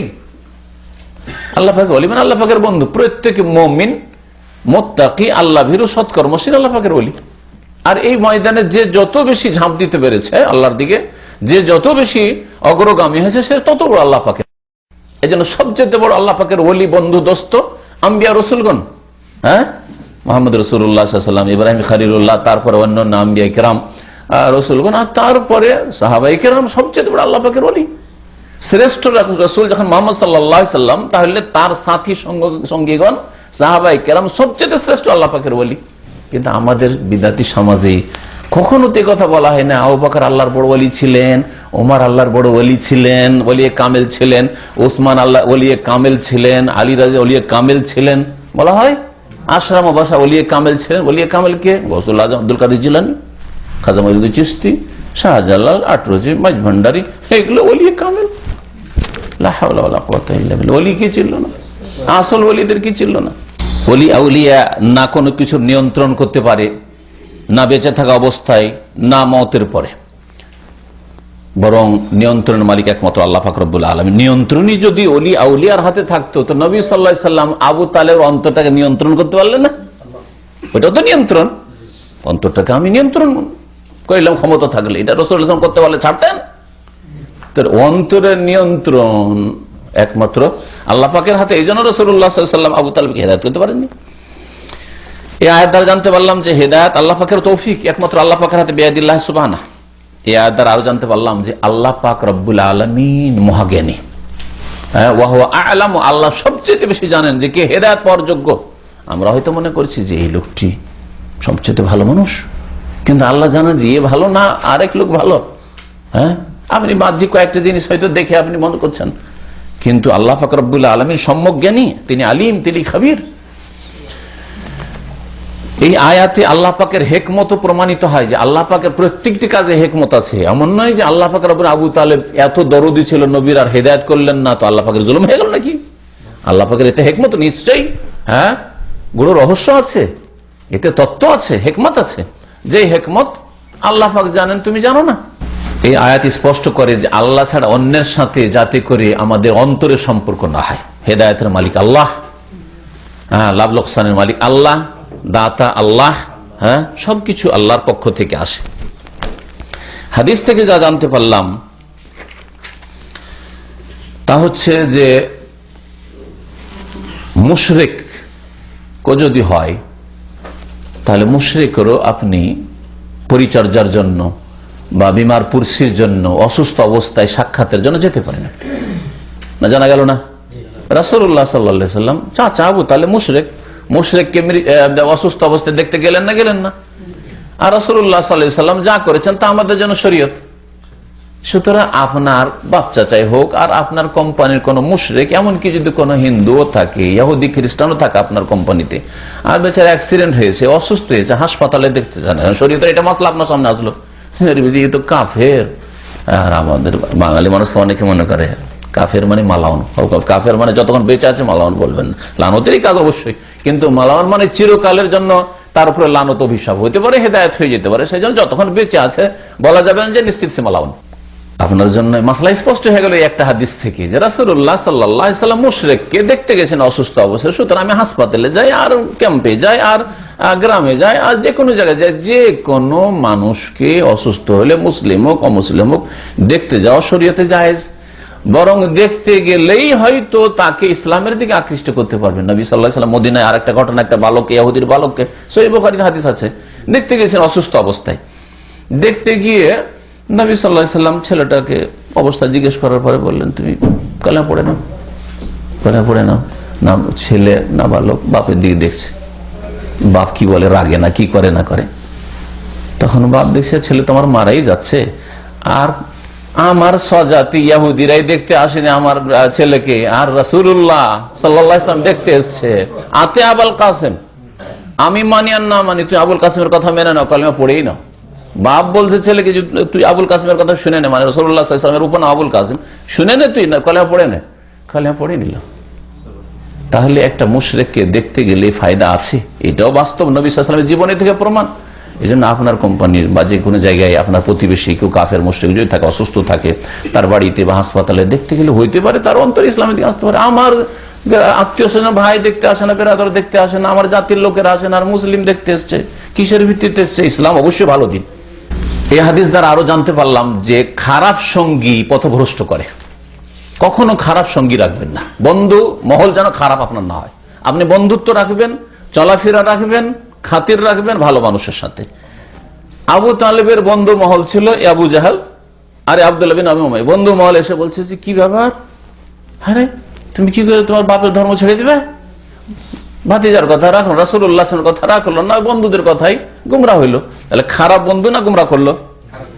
আপনারও যদি খারাপ সাথী সঙ্গী থাকে, হ্যাঁ রে নামাজ পড়িস, তো নামাজ তো পড়িস তুই, আর কত যাবি, থাক বস, গেল নামাজ ছুটলো, হবে না? হবে না? ফিল্ম দেখতে, আমি ফিল্ম দেখি না, একবার দেখলে অসুবিধা, চল আমরা সবসময় দেখি, তুই একবার দেখবি, অসুবিধা দেখি। বিড়ি সিগারেট আমাদের দেশের যুবকরা এইভাবে শিখে, আরে একটা টান তুললে তোকে পয়সা লাগবে না, একটা টানলে, হ্যাঁ হ্যাঁ ঠিক না? তাহলে খারাপ সঙ্গী ধ্বংস করে। কখনো খারাপ সঙ্গী গ্রহণ করবেন না, বর্জন করেন। আপনি দেখেন আপনার এই মোবাইলের লিস্টে যে খারাপ কোন কোন লোকগুলি আছে, বেনামাজি আছে, বেদিন আছে, পাপিষ্ট আছে, এইসব ছেলেরা, এইসব যুবকরা বা এইসব লোকেরা খারাপ করবে, বাদ দেন, এইসব যোগাযোগ নাই এদের সাথে। এটা হচ্ছে আপনার ইমানের উন্নতি, আমলের উন্নতি।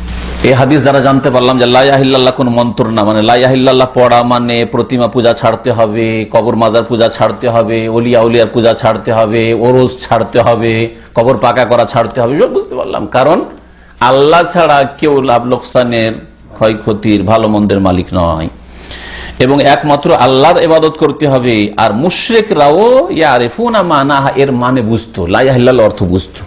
আজকাল মুসলিমরা যতটা অর্থ বুঝে না, আরবের ওই মুশরিক কুরাইশরা ওর চাইতে বেশি অর্থ বুঝতো। মন্ত্র মনে করলে পড়তে কোনো অসুবিধা ছিল না, কিন্তু তারা মন্ত্র মনে করেনি। কালিমা পড়া মানে সারা জীবনটাকে পাল্টে দিতে হবে, জীবনে একটা বিপ্লব, ইনকিলাব নিয়ে আসতে হবে। আমার ইনকিলাব চলে আসবে, আমি এইরকম বিপ্লব আমার জীবনে আনবো না, বাপদাদা ধর্ম ছাড়বো না। আরো জানতে পারলাম এই হাদিস থেকে যে লা ইলাহা ইল্লাল্লাহ যদি কেউ অর্থ জেনে বিশ্বাসের সাথে পড়ে, ইয়াকিনের সাথে, তাহলে সে মুসলিম হয়ে গেল, মুসলিম হয়ে গেল, সে মুসলিম হয়ে গেল। তারপর আমলের সুযোগ পেলে আমল ফরজ, আর আমলের সুযোগ না পাই তো বিনা আমলে জান্নাত যেতে পারে। এটা হচ্ছে লা ইলাহা ইল্লাল্লাহ যে বলবে জান্নাতে যাবে। কিন্তু লা ইলাহা ইল্লাল্লাহ বলার পরে কত জোহর আসলো, কত আসর, কত মাগরিব, কত এশা, কত রমজান, আর আমল নাই বলছে জান্নাত, মিথ্যা কথা, বুঝলেন না? শুধু লা ইলাহা ইল্লাল্লাহ জান্নাত পাবে কে? যে শুধু লা ইলাহা ইল্লাল্লাহ পড়ার সময় পেয়েছে আর অন্য কোনো কাজের সময় পায়নি, জান্নাতে যাবে, অবশ্যই জান্নাতে যাবে, প্রথম থেকে জান্নাতে যাবে, বুঝছেন না? যেমন উদাহরণ দিলাম যে আমার সময় কালিমা পড়লো, কালিমা পড়ার পরে একটা নামাজের রক্ত আসেনি, আর এর মাঝখানেও কোনো কাবিরা গুনাহ করেনি, তাহলে সে নিষ্পাপ হয়েছে না? হয়নি। নবী করিম সাল্লাল্লাহু আলাইহি ওয়াসাল্লাম বলেছেন আল ইসলামু ইয়াহদিমু মা কানা ক্বাবলা, ইসলাম কবুল করলে, লা ইলাহা ইল্লাল্লাহ পড়লে অতীতের সমস্ত গুনাহ ছিন্ন ভিন্ন হয়ে যায়, নিশ্চিহ্ন হয়ে যায়। ইয়াহদিমু, সমস্ত গুনার পাহাড় কি হয়ে যায়? ধ্বংস হয়ে যায়। তাহলে গুনাহই থাকলো না। লোকটি সকাল 6টা 7টার সময় ইসলাম কবুল করলো, সূর্য ওঠার পরে ফজর নামাজ চলে গেছে কুফর অবস্থা, তাহলে ফজর নামাজ তার নেই, আর সামনে জোহর আছে, আর সকাল 10টা 11টার মধ্যে মারা গেল, জোহরের নামাজের সময় আসেনি, এর মাঝখানে কোনো কাবিরা গুনাহ করেনি, তাহলে তার আমল নামা তো ক্লিন, আমার চাইতে ভালো, আপনার চাইতে ভালো, ঠিক না? এই হচ্ছে লা ইলাহা ইল্লাল্লাহ বললে জান্নাত যাওয়ার অর্থ। আর লা ইলাহা ইল্লাল্লাহ, শুধু লা ইলাহা ইল্লাল্লাহ দিয়ে জান্নাত যাবে, এই কথা কোনো হাদিসে নেই। এর দ্বারা আরো জানতে পারলাম যে শেষ আমলটা অত্যন্ত গুরুত্বপূর্ণ। আবু তালেব সারা জীবন যা করেছিল, শেষখানে যদি কালিমাটা পড়ে নিত তাহলে জান্নাতি হয়ে যেত, তাই না? একটি হাদিস রয়েছে ইন্নামাল আমালু বিল খাওয়াতিম, আমল, মানুষের কর্ম নির্ভর করে কিসের ওপর? শেষ কর্মের ওপর। সারা জীবন কুফরি করেছে, শেষখানে যদি সত্যিকার মুমিন হয়ে যায় 2-4-10 মিনিটের জন্য, সে একেবারে নিষ্পাপ জান্নাতি, তাই না? সারা জীবন নেক আমল করেছে, নেকির পাহাড়, শেষখানে গুমরা হয়ে মারা গেল বৃদ্ধ বয়সে, চিরকাল জাহান্নামী হয়ে যেতে পারে, বুঝছেন না? এক বক্তা আমাদের দেশে ছিল, অনেক ওয়াজ করেছে, ওয়াজ মাহফিলে, আর তারপর শেষ জামানায় তাকে জিন এমন ভাবে আসর করলো যে ও নামাজ রোজা ছেড়ে দিল, মসজিদে নির্জনে অন্ধকারে থাকা শুরু করলো, আর বলল যে আমার কাছে লোকজনের সাথে দেখা সাক্ষাৎ বাদ দিয়ে দিল, বলে আমার কাছে আল্লাহর বাণী আসছে। এমন অন্ধকারে সারা জীবন কাটিয়ে মারা গেছে এই কুফরির অবস্থায়, অথচ সহি আকীদার ওয়াইজ ছিল। তো সহি আকীদায় থাকলেই যে নিশ্চিত যে আপনি সহি আকীদা আজকে পেয়েছেন, আপনি হেদায়েতের উপর থাকবেন না।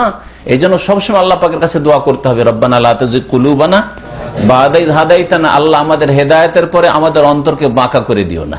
আল্লাহ মুকাল্লিবাল কুলুব সাব্বিত কলবি আলা দীনিক, নবী সাল্লাল্লাহু আলাইহি ওয়াসাল্লাম দোয়া করতেন, হে আল্লাহ তুমি অন্তরের পরিবর্তনকারী, আবর্তন বিবর্তনের মালিক, সাব্বিত কলবি ওয়া সাব্বিত কুলুবানা আলা দীনিক, আমাদের অন্তরকে দিনে তোমার দিনের উপর অটল রাখো, প্রতিষ্ঠিত রাখো। এই দোয়া নবী সাল্লাল্লাহু আলাইহি ওয়াসাল্লাম খুব বেশি করতেন। শেষ আমলটাই অত্যন্ত গুরুত্বপূর্ণ। আপনার তাহলে শেষ আমলগুলি দেখেন, অনেক সময় আপনার জীবনে দেখা যাচ্ছে যে আজকে থেকে 5 বছর আগে মাশাআল্লাহ আমার লম্বা দাড়ি ছিল, এখন ছোট হয়ে গেছে, লক্ষণ খারাপ। 5 বছর 7 বছর আগে 5 ওয়াক্ত নামাজ জামাতে পড়তেন, এখন আর জামাতে যেতে পারেন না, মাঝে মধ্যে কাজা হয়ে যায়, ছুটে যায় ফজর, সূর্য উঠে যায়, লক্ষণ খারাপ। 5 বছর 7 বছর আগে কখন আপনি ফিল্ম দেখতেন না, কখন আপনি চোখের গোনা করতেন না, কখনো কোনো মেয়ের সাথে খারাপ, মহিলার সাথে খারাপ সম্পর্ক ছিল না, যৌবনকালটা ভালো কেটেছে। আর আজকে অনেকে আছে 40, 50, 60 বছর বয়সে শুরু করেছে এগুলো, তা লক্ষণ খারাপ। এটা ইন্নামাল আমাল বিল খাওয়াতিম, শেষ জীবন আমলটা অত্যন্ত গুরুত্বপূর্ণ। এই জন্য সবসময় চিন্তা করবেন যে আমি ভালোর দিকে যাচ্ছি না মন্দর দিকে যাচ্ছি, আমার ইমান আর আমলের উন্নতি হচ্ছে না অবনতি হচ্ছে, আপনি দেখুন চিন্তা করে। এই হাদিস দ্বারা জানতে পারলাম যে মুশরিক যদি শিরকের অবস্থায় মারা যায় তাহলে তার জন্য আল্লাহর কাছে ক্ষমা চাওয়া হারাম, তাদের সাথে ভালোবাসা বন্ধুত্ব হারাম। আল্লাহ পাক বন্ধুত্বর দাবি হচ্ছে দোয়া করা, আল্লাহ পাক নিষেধ করেছেন। সুতরাং কেউ কুফুর অবস্থায় যদি মারা যায় তো তাদের সাথে বন্ধুত্ব, তাদের ভালোবাসা আর তাদের জন্য দোয়া করা এসব জায়েজ নাই, হারাম। নবী করিম সাল্লাল্লাহু আলাইহি ওয়াসাল্লাম কোনো কিছুর দাতা নন, এটাও জানতে পারলাম। নবী সাল্লাল্লাহু আলাইহি ওয়াসাল্লাম যদি দিতে পারতেন জীবদ্দশায় তাহলে চাচাকে আগে দিতেন, জানতে পারলাম। যদি কোনো অনিষ্ট দূর করতে পারতেন চাচার কুফরির অনিষ্ট দূর করতেন, যে চাচার কুফরিটা দূর করে দিই, হ্যাঁ মওতের পরে দোয়া করে দূর করে দিই, আল্লাহর কাছ থেকে নিয়ে কেড়ে নিয়ে দূর করি। আমার দেশের পীরদের কিসসা কাহিনীতে আছে যে আল্লাহ নাকি এতে ওই তকদির লহে মাহফুজও লিখে রেখেছে যে ওই মুরিদের ছেলে মেয়ে নেই, নিঃসন্তান, আর তারপর আল্লাহর কাছ থেকে জবরদস্তি ছেলে নিয়ে দিচ্ছে।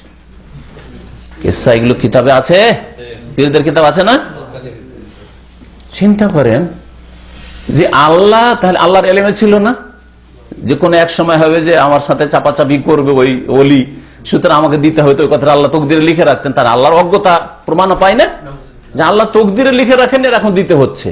কত বড় কুফরি কথা, আল্লাহর অজ্ঞতা প্রমাণ হয় তাহলে তাদের কাছে, যে আল্লাহ এই বিষয়টা জানতেন না যে এমন একটা যুগ আসবে যে অমুক অলিয়ে কামেল এসে কাড়াকাড়ি করবে, তখন একটা দ্বিতীয় হবে তার মুরিদকে, ঠিক না? চিন্তা করেছেন বিষয়গুলো আপনি? সুবহানাল্লাহ, মানুষের বিবেক যে কোথায় গেছে। তারপর আল্লাহ পাকের কাছে চাপ দেওয়া আর পিড়াপিড়ি করে চাওয়ার ক্ষমতাটা কোথায়? রাসূলুল্লাহ সাল্লাল্লাহু আলাইহি ওয়াসাল্লাম মার্জনা চাইছেন, আল্লাহ তোমার চাচাকে মাফ করো, দোয়া করবো আমি। খবরদার দোয়া করবি না, তাই না? মা কানা লিন নবী, নবীর জন্য জায়েজ নয়, ওয়াল্লাযিনা আমানু, কোন মুমিন মুসলিমের জন্য জায়েজ নয়। মায়ের জন্য আল্লাহ দোয়া করবো, ফালাম ইউজাল্লি, না তো তোমার মায়ের জন্য অনুমতি দেওয়া হবে না। মায়ের জন্য অনুমতি পাচ্ছে না, চাচার জন্য অনুমতি পাচ্ছে না, আর মুরিদকে দেওয়ার জন্য গায়ের জোরেও দিবে। আউযুবিল্লাহ। তারপরে বাতিল পন্থীদের এতে খণ্ড রয়েছে, যারা বিদাতিরা মনে করে যে আবু তালেব ইসলাম কবুল করেছে। এইরকমই বাতিল পন্থীদের খণ্ডন আছে ওই হাদিসে, যে হাদিস বললাম। আমাদের ভাই ইশারা করছিলেন যে আমাদের দেশের বিদাতিরা বলে যে রাসূলুল্লাহ সাল্লাল্লাহু আলাইহি ওয়াসাল্লাম মা বাপ জান্নাতি, রাসূলুল্লাহ সাল্লাল্লাহু আলাইহি ওয়াসাল্লাম মা বাপকে নাকি কবর থেকে আল্লাহ উঠিয়ে, একদল বলে কবর থেকে উঠিয়ে জীবিত কইরা আবার কলমা পড়িয়েছে। নবী যখন নবী হইলেন, এক তো বাপ তো নবী সাল্লাল্লাহু আলাইহি ওয়াসাল্লাম জন্মের আগে মারা গেছে, তাই না? আর মা যখন বাল্য জীবনে নবী সাল্লাল্লাহু আলাইহি ওয়াসাল্লাম তখন মারা গেছে। বলছে যে নবী সাল্লাল্লাহু আলাইহি ওয়াসাল্লাম 40 বছরের নবী হইলেন, নবী হওয়ার পরে ওনার মাকেও জিন্দা করা হইলো আর বাপকেও জিন্দা করা হলো, জিন্দা করে উঠিয়ে তারপরে কালিমা পড়িয়ে মুসলমানকে আবার তখন কবরে চলে গেছে। এগুলি কথা ভণ্ডদের ওয়াজে আর ভণ্ডদের কিতাবে রয়েছে, এগুলি বাতিল প্রমাণিত হয়। যদি তাই হইতো তো নবী সাল্লাল্লাহু আলাইহি ওয়াসাল্লামকে আবার আল্লাহর কাছে ক্ষমা চাইতে নিষেধ কেন করবেন? অসুবিধা নেই, তোমার মা বাপ তো জান্নাতি, তো ক্ষমা চাইতে অসুবিধা কি? হ্যাঁ, ক্ষমা চাইতে অসুবিধা কি? জান্নাতির জন্য ক্ষমা চাওয়া যাবে না? আরো জানতে পারলাম এই হাদিস থেকে যে বুজরুগানে দিন বা বড়দের বাপদাদাদের অন্ধ অনুসরণ করলে, তকলিদ করলে তার ক্ষতি কত। আবু তালেব যদি বাপদাদার অন্ধ অনুকরণ না করত তাহলে ভাতিজার কাছে হেদায়েত পেয়ে যেত, তাই না? ভাতিজা কল্যাণের দিকে ডাকছে, তার জন্য জান্নাতের রাস্তা আর দিকে তাকে টেনে নিয়ে যাওয়ার চেষ্টা করছে, আরো বলছে না বাপদাদা। লোকে কি বলবে যে বাপের ধর্ম ছেড়ে দিয়েছে? হ্যাঁ, আমার বাপ দাদা বুঝতো না, আমার বাপ এত বিচক্ষণ মানুষ আব্দুল মুত্তালিব, আর এই কুরাইশ বংশ তো সম্ভ্রান্ত বংশ, এই বংশ থেকে আমি কেটে পড়বো। তো বাপ দাদার অনুকরণ বুজরুগানে দিন যাদেরকে বলছেন, তারা যদি সত্যিকার অর্থে কোরআন এবং হাদিসের বুজরুগানে দিন না হয়, তাহলে তাদের অন্ধ অনুকরণ গুমরাহির দিকে নিয়ে যাবে। তবে কোরআন হাদিসের যদি সত্যি অনুসারী হয়, তাদেরকে সত্যিকার অর্থে তারাই বুজরুগানে দিন রাসূলুল্লাহ সাল্লাল্লাহু আলাইহি ওয়াসাল্লাম, বুজরুগানে দিন সাহাবায়ে কেরাম, বুজরুগানে দিন তাবেঈন, বুজরুগানে দিন তাবা তাবেঈন, বুজরুগানে দিন ইমাম আবু হানিফা, শাফি, মালিক, আহমদ। তো তাদের সকলের যদি অনুসরণ করেন তাহলে ঠিক আছে। আর যদি বলেন যে না, আমাদের বাপ দাদারা করে এসছে, তো তারপরে আলেম ওলামারা আমাদের দেশে ছিল, তারা এত বড় বড় আলেম ছিল, তাহলে কিন্তু অথচ ওরা শিরক বিদআতি আকীদা নিয়ে মারা গেছে অনেকে, অথবা তারা বুঝতে পারেনি, বিষয়গুলিতে ভুল করে গেছে। আপনি স্পষ্ট বুঝতে পারছেন হাদিসের খেলাফ, আয়াতের খেলাফ, তারপরে বুজরুগানে দিনের দোহাই দিবেন, তো আপনিও ক্ষতিগ্রস্ত হবেন। কেমন? আবু তালেবের মতো। আবু তালেব যেন বাপদাদার দোহাই দিয়ে গুমরা হয়েছে, আপনিও যদি বাপদাদার দোহাই দেন, অথচ বাপদাদা কোরআন হাদিসের খেলাফ, বহু শিরক করেছে, বিদআত করেছে, তাবিজ করে তারপরে আমাদের দেশে আলেম ওলামা বুঝে না। নবী সাল্লাল্লাহু আলাইহি ওয়াসাল্লাম তাবিজ শিরক, আর আপনি বলছেন আমাদের আলেমরা বুঝে না।